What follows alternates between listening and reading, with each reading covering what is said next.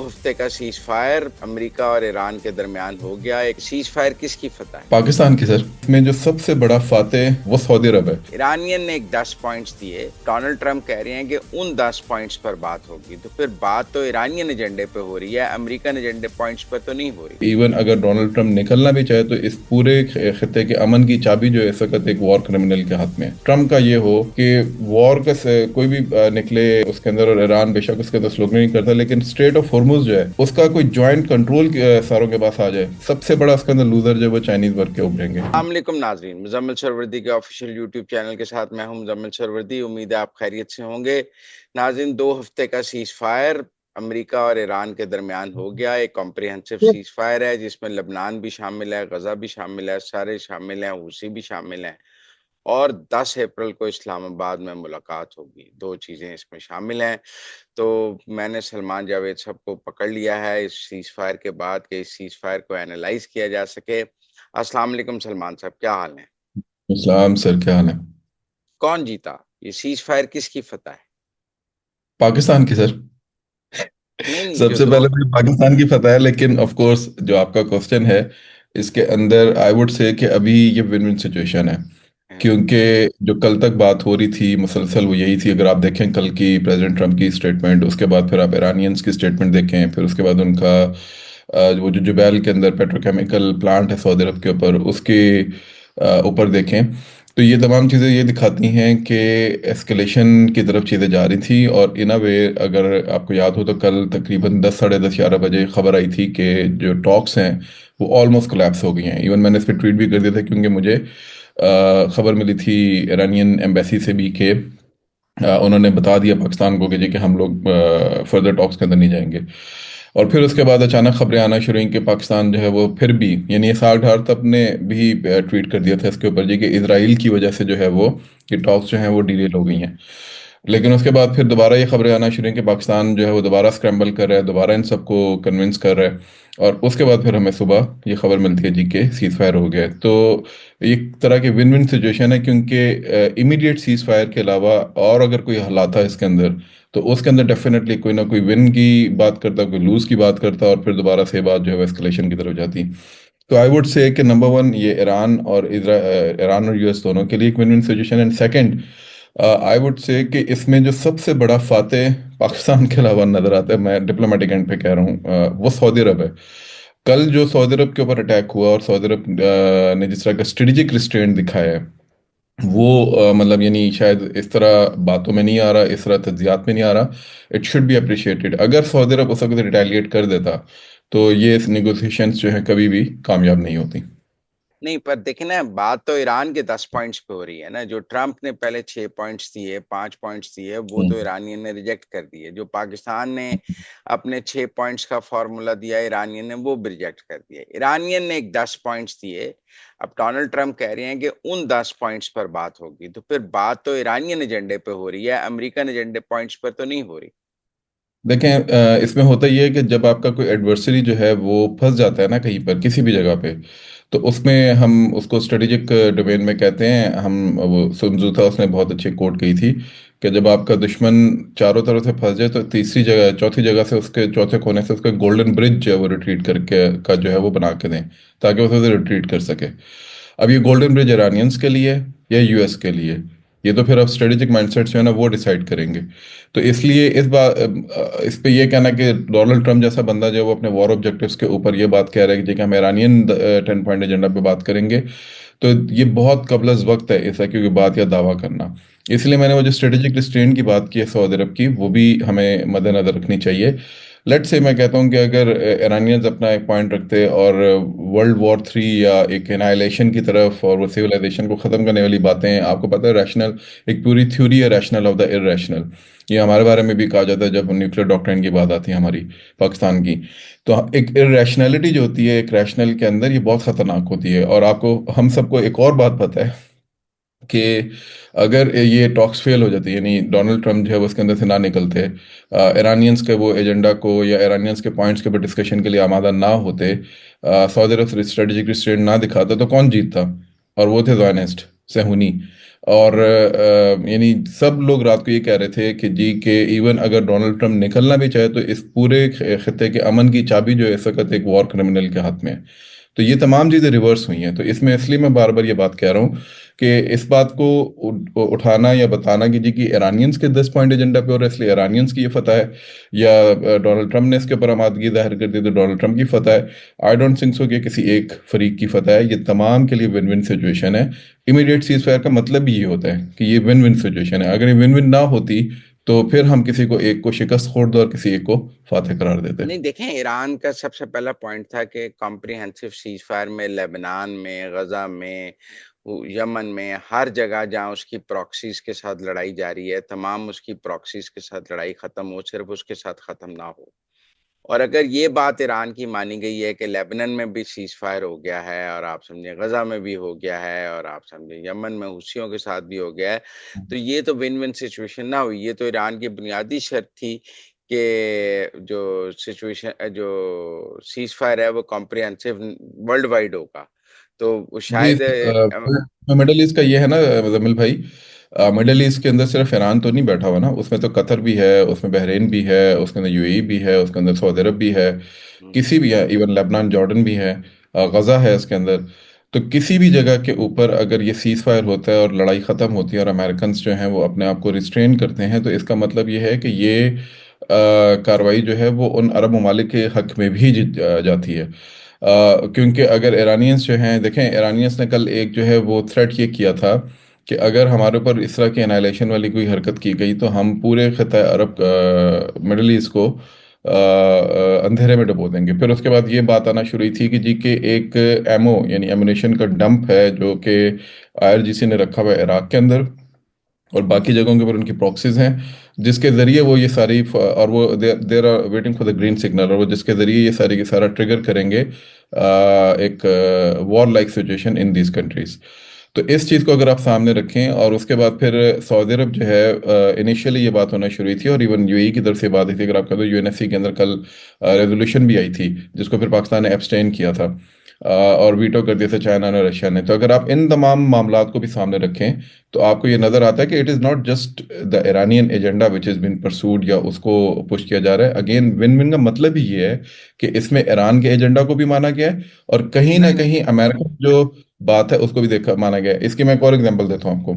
जो हुर्मुज का ओपनिंग है, इसमें बात ये हुई थी कि पहले पाकिस्तान ने ये बेसिकली प्रपोज किया था कि आप जो है वो 2 हफ्ते का सीज फायर करें और फिर उसको एक्सटेंड करें 45 दिन तक, और उसके अंदर एक फ्रेमवर्क लेकर आए जिसके अंदर ये सारी सारी चीज़ प्रॉपरली डी एस्केलेट हो, और उसके बाद फिर हम हुर्मुज और उसके कंट्रोल की भी बात करें। अब मैंने कल भी ये बात कही थी कहीं पे कि व्हाट इफ, और ये मैंने क्लोज डोर एक जगह पे कही थी, लेकिन मैं आपके प्रोग्राम में कर देता हूँ कि what if agenda point Trump का ये हो कि वॉर का कोई भी निकले उसके अंदर, और ईरान बेशक उसके अंदर स्लोगन नहीं करता, लेकिन स्ट्रेट ऑफ हॉर्मुज जो है उसका कोई जॉइंट कंट्रोल सारों के पास आ जाए, फिर क्या करेंगे सारे? सबसे बड़ा उसके अंदर लूजर जो है वो चाइनीज वर्ग के उभरेंगे। तो इस वजह से इस चीज़ को अगर आप सामने रखें तो चाइना जो है वो भी कभी भी नहीं चाहेगा कि इस सिचुएशन के अंदर जो है वो अमेरिकन को इतना लेवरेज मिले। तो फिलहाल सब ने जो अपने आप को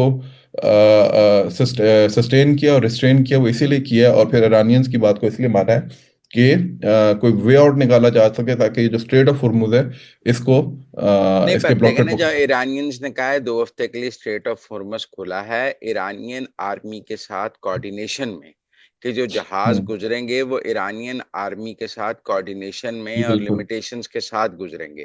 तो इसका मतलब है कि इन 2 हफ्तों में भी गुजरने की इजाजत तो ईरान नहीं देनी है। ये तो ये नहीं है कि वही है ईरान सर। ईरान ने कहा है कि आज से हमारा कोई ताल्लुक नहीं स्ट्रेट ऑफ हॉर्मस से, जैसे पहले आप बगैर इजाजत के गुजर जाते थे, गुजर जाएं। तो ईरान सीज फायर में भी ईरान अपना कंट्रोल तो विड्रॉ नहीं कर रहा है स्टेट ऑफ हॉर्मस से। यही तो मैं कह रहा हूँ कि पहले 2 हफ्ते उन्होंने, यानी ये था कि ईज आउट करेंगे।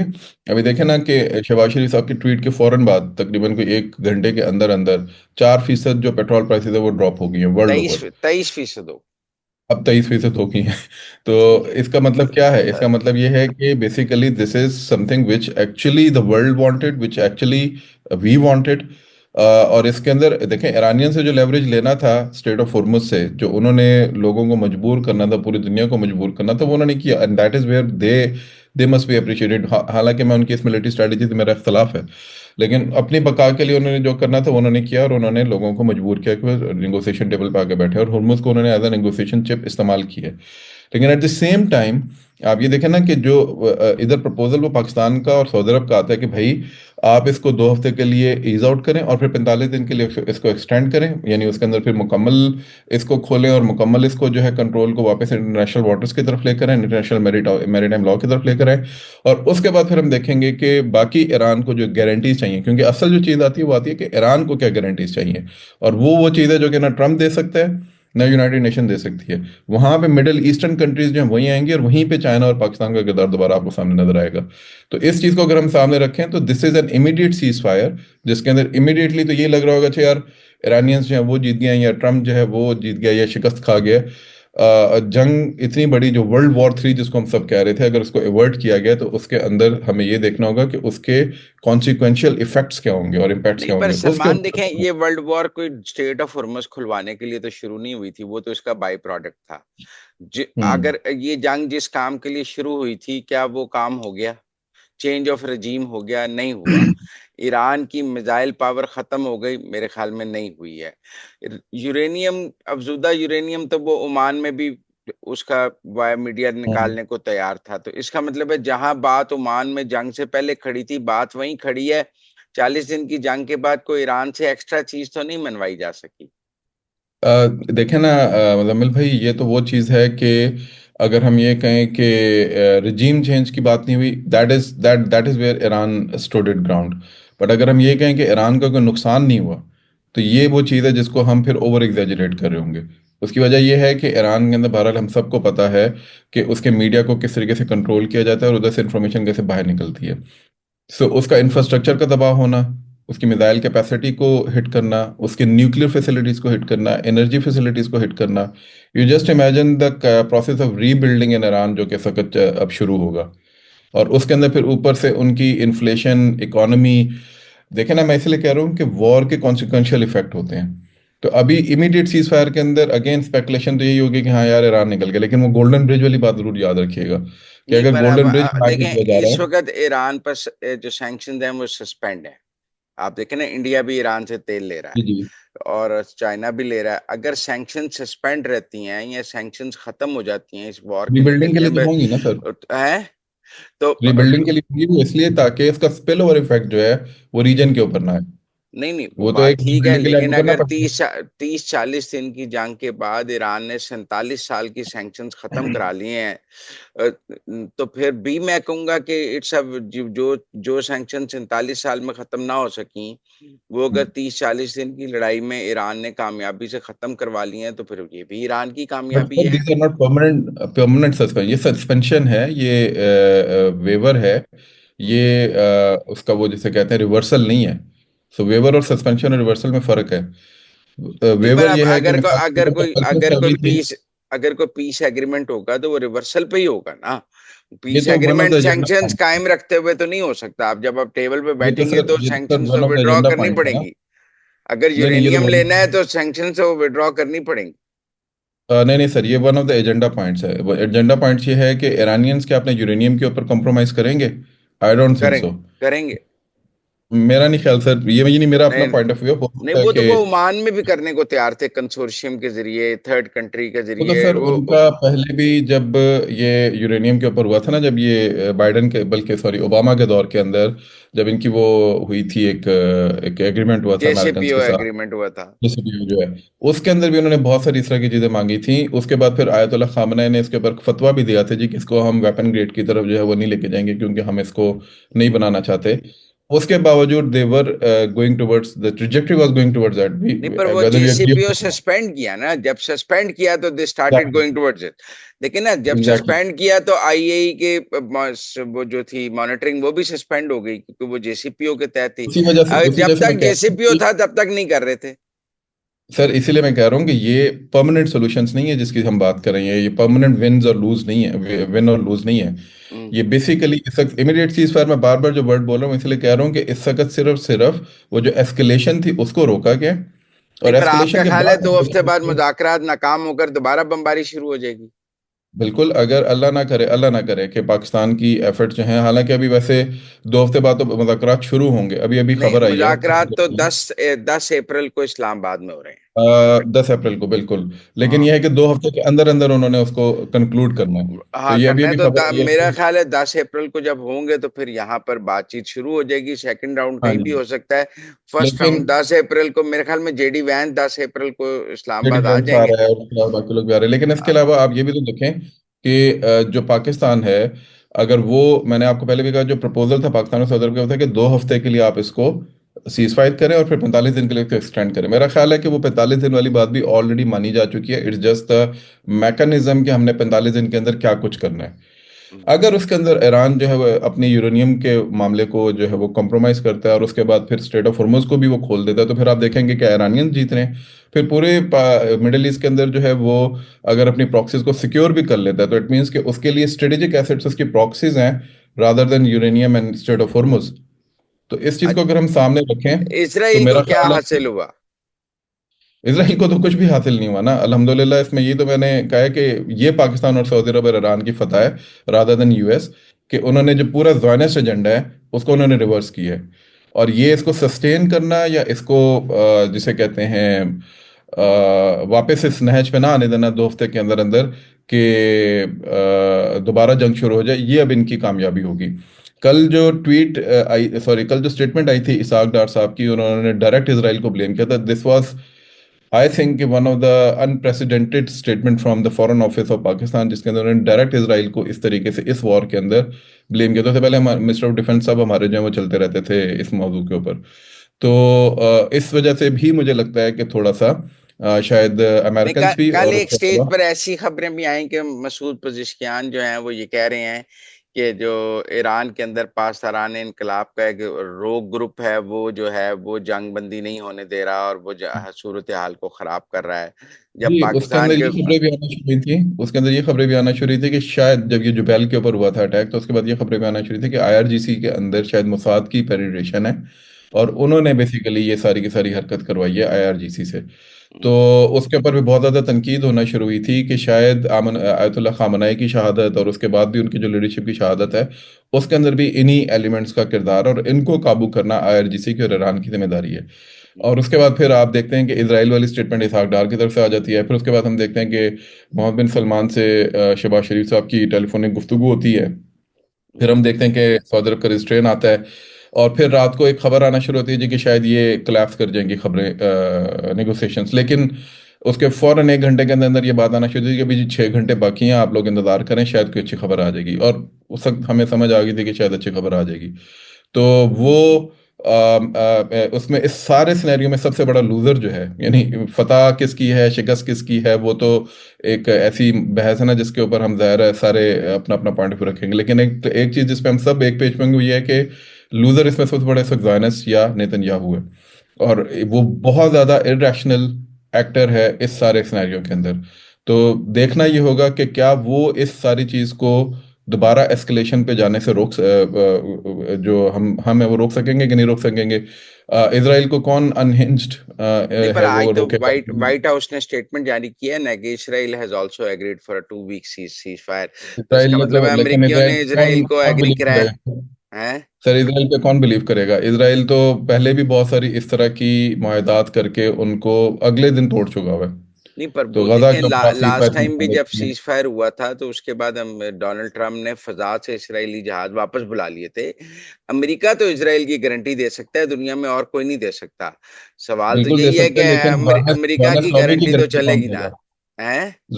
लॉबी की गारंटी कौन देगा? बेशक, देख, बिल्कुल अमेरिका की चलेगी, लेकिन देखें, उम्मीद उम्मीद तो हमें सबको है और इसमें हमें खुश भी होना चाहिए। इसलिए हम जैसे आपने कहा ना कि हम सुबह सुबह बैठे हुए हैं, लेकिन इस उम्मीद के साथ हमें बहरहाल विजिलेंस भी रखनी चाहिए कि बहरहाल ये एक ज़ायनिस्ट एक्टर है जो कि इंतहाई इरेशनल है, जिसका पूरा एजेंडा ही इस वक्त मिडल ईस्ट अच्छा, को और अब साउथ अब अब एशिया को यूएई और बहरीन कल तक तो सिक्योरिटी काउंसिल में यूज ऑफ फोर्स में की वो लेकर करारदाद आए दे रहे थे, उसमें थे। ओमान भी।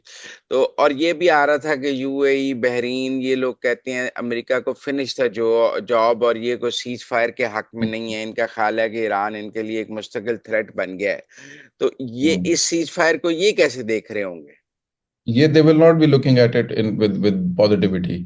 और इस पे बहुत से लोगों को शायद बात बुरी लगेगी, लेकिन यूएई का किरदार, अगर हम ईरानियंस को थोड़ा सा तनकीद करते रहे हैं पिछले दिनों उसके मिलिट्री स्ट्रेटजी के ऊपर, यूएस की तो खैर है, और यूएस और इसराइल को तो कर ही रहे थे, तो उसमें हमें नहीं भूलना चाहिए कि यूएई का किरदार कोई बहुत ज़्यादा पॉजिटिव नहीं था।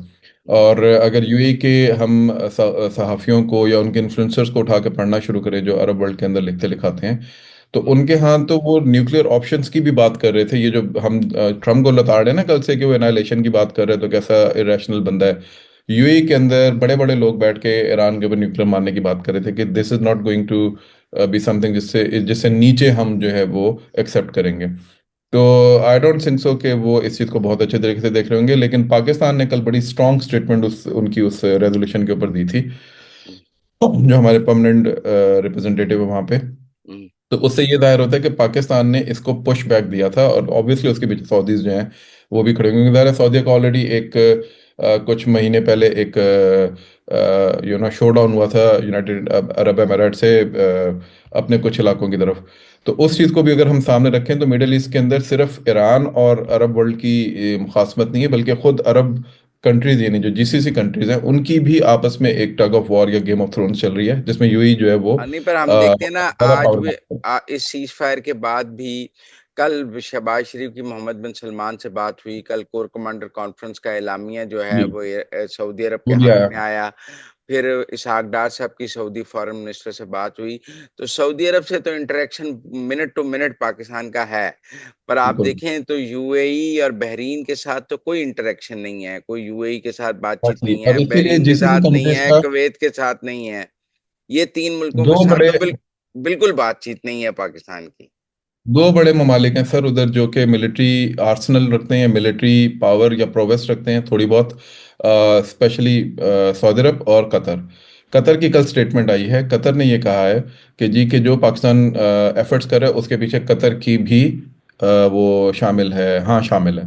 तो इसका मतलब है कि जो जीसीसी के दो बड़े प्लेयर्स हैं कतर और सऊदी अरब, जो कि इन्फ्लुएंस करते हैं बाकी सारे जीसीसी को, वो बहरहाल इस सारी से मामले के ऊपर पाकिस्तान के साथ खड़े हुए थे।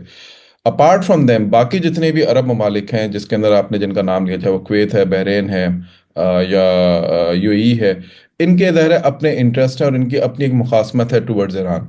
और ईरानियंस का भी ज़ाहिर है उनके बारे में उसी तरीके का एक रवैया है। तो वो ज़ाहिर है अपनी, अगर आप देखें तो उनकी अपनी एक एक जिसे कहते हैं ना कि मुखासमत है, एक हिस्टोरिकल उनका एक कॉन्टेक्स्ट है विद रिगार्ड्स टू ईरान, और उसी को वो रेडिकलाइज करके उस साइड पे लेके गए थे। दूसरा, इब्राहिम अकॉर्ड्स, इसको हम भूल जाते हैं। तो सऊदी अरब जो है वो सिग्नेटरी नहीं है, कतर सिग्नेटरी नहीं है, लेकिन यूएई सिग्नेटरी है उसका। और उसके सख्त इसराइल के साथ बड़े गहरे रवाबित हैं। और जिन लोगों की मैं बात कर रहा हूँ, जिन सहाफ़ियों की मैं बात कर रहा हूँ, अगर आप उनको थोड़ा सा डिग डाउन करें तो उनके तो बहुत शानदार किस्म के विजिट्स और एक्सचेंज प्रोग्राम्स चल रहे हैं सऊदी इसराइल के साथ। तो then again it is a Zionist point and agenda, जिसके ऊपर इस तरह के जो लोग हैं उन्होंने आके इस जंग को एस्केलेट करने की बात की थी, rather than going towards negotiation. तो मेरा ख्याल है कि ना तो सऊदी अरब इस चीज़ को चाहता था, ना कतरीज इस बात को चाहते थे, या इसके अलावा बाकी भी कुछ जो छोटे मोटे अरब ममालिक थे वो भी नहीं चाहते थे। It was only the Israelis, Zionist and of course their allies in the Middle East. तो वो और एक अल्हम्दुलिल्लाह स्टेज पे तो आपको पता है ट्रम्प भी मोहम्मद बिन सलमान को कह रहे थे कि he should kiss my ass and should be yes nice yes to me. Yes. तो एक स्टेज पे तो अमेरिका भी सऊदी अरब से खुश नहीं था, और वो एंड शायद मैं आपको एक बात बताऊं, सऊदीज वॉन्ट फॉरगेट दिस। अच्छा, सऊदी जिसको वो नहीं भूलेंगे। नहीं नहीं, भूलेंगे। पर अमेरिका खुश नहीं था कि सऊदी अरब जो पॉलिसी हम्म, थी टुवर्ड्स वॉर, वो अमेरिका उससे खुश नहीं था। शायद जी वो जी जो सीज फायर यमन की बात कर रहा था उस जी वक्त जी। अमेरिका नहीं कर रहा था, तो अमेरिका को लग रहा था कि जो यूएई और बहरीन बात कर रहे हैं वो ज्यादा बेहतर है, बजाय इसके कि जो सऊदी अरब बात कर रहा है वो ठीक नहीं है। हाँ। इसमें देखें ना ट्रम्प, अच्छा अगर हम ट्रम्प की वो देखें ना पूरी ओवरऑल पर्सनैलिटी इस वक्त, तो वो आपको पता है कि उसने आते ही कहा था मैं ग्रीनलैंड भी ले लूंगा, मैं वो मेक्सिको के अंदर भी ये कर दूंगा, मैं फलानी जगह पे भी ये कर दूंगा। तो वो एकदम चीज को ऊपर ऊपर उठाता है, उसके बाद उसके साथ वो स्टॉक्स और उसके उसके साथ खेलता है, उसके बाद फिर वो किसी जगह पे एडवेंचर करता है, फिर वापस आ जाता है।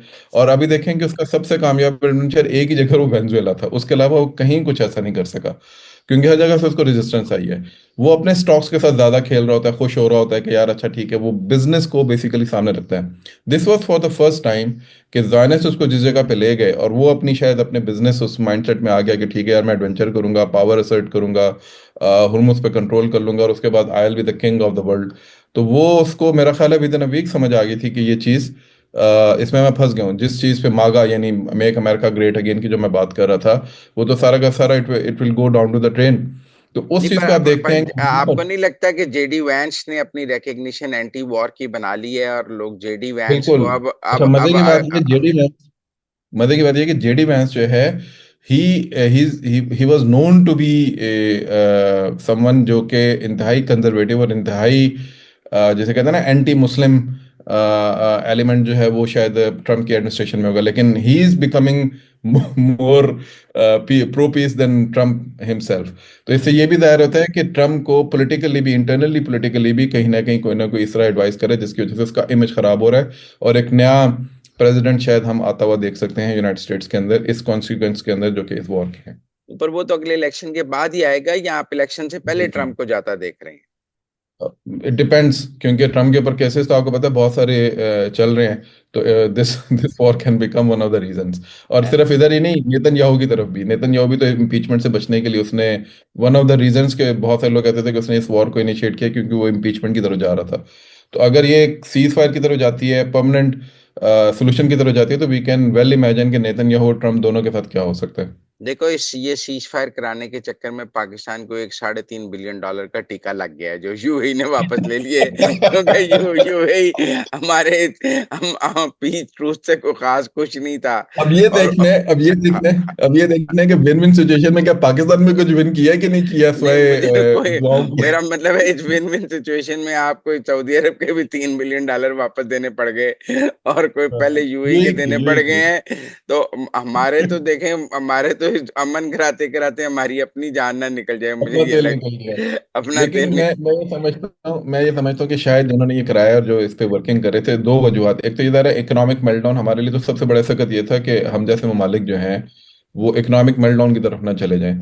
दूसरा ये तो ये एक ज़ाहिर है, ये एक इमीडिएट अनटेंजेबल स्ट्रेटेजिक गेन है जो कि शायद हमें नज़र नहीं आ रहा होगा उस वक्त। लेकिन दूसरा ये कि अगर हमें 3 बिलियन का टीका लगे तो अगर इन्वेस्टमेंट आ जाती है सऊदीज की, और क्योंकि मुझे याद पड़ा है कि एक और खबर ये भी आई थी कि पाकिस्तान शायद किसी और का कर्जा भी, इन इन इन कर्जों के अलावा किसी और का कर्जा भी वापस देने पे इसलिए आमादा हो गया है कि पाकिस्तान के पास इन्वेस्टमेंट की एक बहुत बड़ी जो है वो आ रही है कोई कार्रवाई। तो इफ दैट हैपेंस तो मेरा ख्याल है कि पाकिस्तान के लिए भी फिर स्ट्रेटेजिकली शायद कुछ गेन्स होंगे इसके अंदर इंशाल्लाह। अच्छा, ये एक और बात भी, क्या ईरान और अमेरिका की इस पीस ट्रूस में सुलह भी हो सकती है? डिप्लोमेटिक रिलेशंस बन जाएं, तेहरान में अमेरिकन एम्बेसी खुल जाए, वॉशिंगटन में ईरानियन एम्बेसी खुल जाए, और दोनों के सफारती ताल्लुकात वापस कायम हो जाएं। आप समझते हैं Mojtaba Khamenei can go to this extent? I think so किस तरह हो सकता है, क्योंकि अगर आप उनके सदर को और उनके वजीर खारजा को देखें specially, they are very pragmatic. और ईरानियंस की, जैसे मैंने कहा ना कि आईआरजीसी के चले एलिमेंट्स को आप साइड पर रखते हैं, दीज पीपल आर समवन जो कि मुसलसल चाहते थे, और मुसलसल इनकी स्टेटमेंट्स और इनकी बात और इनकी एफर्ट्स हैं वो नज़र आ रही थी कि ये चाहते हैं कि इसका हल निकले। और अगर आप कल ईरानियन एम्बेसडर जो पाकिस्तान के अंदर, उनकी ट्वीट्स देखें तो उनका भी यही अंदिया नज़र आता है कि उनकी पूरी की पूरी टीम जो ऊपर बैठी हुई है और नीचे बैठे हुए हैं उनके, वो सारे के सारे इस तरफ लेके जाना चाहते हैं ईरान को। Who would not want to have good relations with the world, जो कि सैंक्शंस हटें, जिसके अंदर ट्रेड शुरू हो, जिसके अंदर ये तमाम मामलात अच्छे तरीके से चलना शुरू हो। ऑफ कोर्स उसके अंदर गारंटीज फिर ये आईआरजीसी के हवाले से आना शुरू होंगी कि भाई इन ये जो एक्सपोर्ट करते हैं अपना सारा का सारा रेवोल्यूशन, प्रॉक्सीज को हैंडल करते हैं, इसका क्या होगा। तो जाहिर है अगर ईरानियंस अपने उस, मैंने जैसे पहले कहा ना कि स्ट्रेटेजिक एसेट्स उनके पास तीन है, यूरेनियम, प्रॉक्सिस और स्ट्रेट ऑफ हॉर्मुज, इन तीन में से वो किसी दो को तो डेफिनेटली चुनेंगे। तो किसको चुनते हैं ये ज़रा आने वाला वक्त बताएगा। और मिसाइल प्रोग्राम जो अब अरबों के लिए, वो यूएई तो और बहरीन उसी के से लिए सब कुछ है, वो कहेंगे कि हम न्यूक्लियर दे देते हैं, मिसाइल नहीं देंगे, तो मिसाइल का क्या मिसाइल नहीं करें? देंगे। हैं? Missile sir I don't think so वो देंगे, क्योंकि उन्होंने यूक्रेन से भी सबक हासिल किया है, और उन्होंने इस जंग से तो डेफिनेटली सबक हासिल किया होगा कि अगर उन्होंने मिसाइल प्रोग्राम को भी रैप अप कर दिया तो उनके पास डिफेंस के लिए रह क्या जाता है। तो they are not the Arab world ना, कि अरब वर्ल्ड के अंदर तो जिस किस्म की अलायंसेज हैं, जिस तरह की बातें हैं, और उसके बावजूद आप देखेंगे एक बिल्ट अप है अरब वर्ल्ड के अंदर आर्सनल्स का। तो why would Iranians want to give up on their their missile program? Uranium देखिए, I can understand, I can agree to this point, कि जी कि शायद उसके ऊपर कोई बात कर ले, लेकिन not not the missile program. अब ये भी एक बात है कि अमेरिका और ईरान के तो मुज़ाकरात 10 अप्रैल को इस्लामाबाद में होंगे। इसराइल मेज पे कहाँ बैठेगा आके? वो कैसे ईरान के साथ मेज पे बैठेगा, और ईरान इसराइल के साथ कैसे मेज पे बैठ के कोई पीस ट्रूस आई डोंट करेगा? थिंक सर ये दोनों देखें, बैठेंगे। देखें, इसराइल ये चाहेगा कि ईरान की जो प्रॉक्सीज हैं वो उसके ऊपर हमले करने बंद कर दें, और जो हिजबुल्ला और ये हमास के साथ उसका सीज फायर हो जाए। वो सीज फायर इसराइल को कैसे मिलेगा? देखें, वो जो गजा वाला सारा सिचुएशन है उस पे तो ऑलरेडी ये बात हो रही थी, वो जो एक पूरा बोर्ड ऑफ पीस और वो सारी चीजें, वो तो गू खाते चला गया था ना इस वॉर की वजह से। तो हम्म। जस्ट इमेजिन कि अगर ये वाकई ही एक्सटेंड होता है और वो बोर्ड ऑफ पीस वाली बात जो है वो एक्सटेंड होती है और वो वापस रिवाइव होती है, तो गजा का पीस प्लान तो ऑलरेडी इन प्रोसेस था और उसको वो लोग लेके चलना चाहते थे। उसमें हमास के मुतल्लिक भी पॉइंट्स उसके अंदर मौजूद थे। But at the same time जो इसराइल की एजेंडा पॉइंट्स होंगे, मेरा ख्याल है कि ये दोनों एक तो बैठेंगे नहीं आमने सामने, ज़्यादा एक दूसरे को रिकॉग्नाइज ही नहीं करते ये लोग। हम्म। दूसरी बात ये कि अगर अमेरिकन जो हैं बीच में गारंटर बनते हैं और अमेरिकन जो हैं वो ये देखते हैं कि इसराइल के थ्रू उनके जो इंटरेस्ट हैं वो जेपरडाइज हो रहे हैं, तो डेफिनेटली वो भी पुश बैक करेंगे ईरानियंस को। तो मैंने जैसे पहले कहा ना कि इमीडिएट सीज फायर के बाद अब असल गेम प्लान शुरू होगा कि कौन जो है इसके अंदर से कितना गेन करता है। हुर्मुज पे किसका कंट्रोल आता है, ईरानियन मिसाइल सिस्टम के ऊपर क्या बात होती है, यूरेनियम पे क्या बात होती है, प्रॉक्सीज पे क्या बात होती है, अमेरिकन जो इंटरेस्ट हैं with regards to Israel middle east के अंदर उस पे क्या बात होती है, अड्डों पे क्या। अभी तो हम ईरान की बात करें, अभी अरब के अंदर जिस पे ईरान ने सबसे ज़्यादा शोर मचाया था कि जो अरब वर्ल्ड के अंदर इनके अड्डे हैं अमेरिकन के, उस पे क्या बात होती है। तो ये तमाम चीज़ें नेगोशिएशन टेबल के ऊपर आएंगी। नेट सिक्योरिटी प्रोवाइडर कौन बनेगा, नेट पॉलिटिकल स्टेबलाइजर कौन बनेगा इस सारे सिनेरियो के अंदर। नहीं, पर क्या अगर पाकिस्तान इसके अंदर ईरान हिस्सेदार अमेरिका होगा? सीज फायर हो जाता है तो फिर अड्डे हों भी तो ईरान को क्या प्रॉब्लम है? उन मुल्कों का और नहीं, अमेरिका प्रॉब्लम तो का सर इसी मामला की है। उन मुल्कों टॉकिंग का। पॉइंट यही है। वो तो उनका देखें, टॉकिंग पॉइंट टॉकिंग ये है। पॉइंट्स तो मैक्सिमाइज पोजीशन पे आ जाते हैं ना। टेक्निकल हम्म। बात तो ये है कि वो कहेंगे ईरान को कि आप अपना मामला देखें, हम जाने और अरब जाने, उन मुल्कों के साथ हमारा और आपका अमन मुआहदा हो गया तो ये अड्डे अब आपके लिए तो नहीं है। पर वो ठीक है ना? फिलॉसफी में एक थ्योरी है, उसको हम कहते हैं self fulfilling prophecy. Self fulfilling prophecy में ये होता है कि मुझे ये लगता है कि मुजम्मिल साहब मेरे बारे में अच्छा नहीं समझते और मुझ पे उन्होंने हमला करना ही करना है। So what I will do is कि I will start building up my guards, और मैं खुद से हमला कर दूंगा मुजम्मिल साहब के ऊपर। और वो प्रोफेसी जो मैंने अपने जहन में बनाई हुई है मैं उसको खुद ही पूरा लेकिन कर अगर दूंगा। तो ये अगर एक नो वॉर पैक्ट है। हो जाता है ईरान और अमेरिका के दरमियान अदम जहारियत का, और एक long term peace agreement sign हो जाता है जिसमें हम्म। न्यूक्लियर भी चला जाता है, जो जो उसके लिए, ट्रम्प के लिए भी एक विनिंग ट्रॉफी हो जाए, ईरानियंस के लिए सैंक्शंस खत्म हो जाएं और वो हो जाए, तो फिर उसके नतीजे में अड्डे तो मेरा ख्याल है बहुत ही सेकेंडरी चीज रह जाएंगे। देखिए ना सर, इस तरह की तो एक जिसे कहते हैं डील जो है, बल्कि इससे ज़्यादा बेहतर डील चाइनीज़ ने सऊदीज और ईरानियंस की कराई थी। हम्म।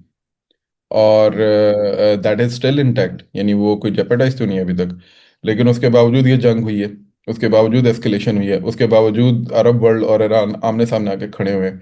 तो इसका तो मतलब ये है ना कि किसी भी किस्म का पीस प्लान आता है, मैंने इसीलिए वहां पे ज़ायनिस्ट एजेंडा की बात की थी, और वो इसको जेपरडाइज करने की पूरी अहलियत रखते हैं किसी भी जगह से कोई भी एस्केलेशन करवा के। तो इस चीज़ को तो विजिलेंस के चाइना साथ का क्या देखना रोल पड़ेगा। देखते हैं? कहते हैं चाइनीज ने बैकग्राउंड पे गारंटीज दी हैं फॉर सीज फायर। जी जी बिल्कुल, क्योंकि ज़रा रशियन और चाइनीज़, अभी आपने जैसे पहले बात की थी ना कि इसमें ईरानियंस कहाँ खड़े होंगे, तो और ये परमानेंट पीस प्लान के अंदर कौन कौन स्टेक होल्डर बन सकते हैं, तो उसके अंदर फिर चाइनीज़ और रशियंस आएंगे। और विन विन सिचुएशन की जब हम बात करते हैं या विन लूज सिचुएशन की बात करते हैं, तो हम फिर ये देखेंगे चाइनीज़ और रशियन इंटरेस्ट कैसे सर्व हो रहे हैं इस पूरे रीजन के अंदर। तो वो भी तो उसको इंटरेस्ट को अपने सेफ गार्ड करेंगे। तो डेफिनेटली चाइनीज़ ने अपनी इसके अंदर वो की है। कल भी बल्कि खबर आई थी कि पाकिस्तान और सऊदी अरब के अलावा तीसरा मुल्क जो है वो चाइना, और चौथा मुल्क रशिया है जिसने इस सारे एफर्ट के अंदर अपना जो वो हिस्सा डाला है। चाइना और रशिया निगोशिएशन टेबल पर तो नहीं बैठेंगे नहीं, आकर? टेबल पे नहीं बैठे, लेकिन बैकएंड के ऊपर उन लोगों की अपनी एफर्ट्स मौजूद थी। ठीक, बहुत शुक्रिया सलमान साहब हमारे साथ बात करने का। बहुत इट वाज शुक्रिया। Play talking to you. Thank you very much.